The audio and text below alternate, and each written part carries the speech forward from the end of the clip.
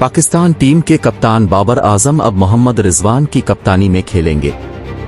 Canada की global टी20 league में रिजवान को वैंकूवर नाइट्स का कप्तान मुकर्रर कर दिया गया।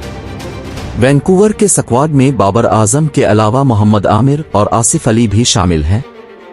जनूबी अफ्रीका के डिवाइन प्रेटोरियस, नेपाल के संदीप लिमचा ने भी स्क्वाड का हिस्सा हैं।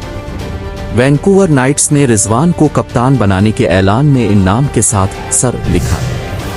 वैंकूवर इंतजामिया के मुताबिक सर रिजवान जोर आवर बैटिंग और फुर्तीली विकेट कीपिंग के साथ टीम को फतेयाब कराने के लिए तैयार हैं। ग्लोबल टी20 लीग 25 जुलाई से 11 अगस्त तक कनाडा में होगी।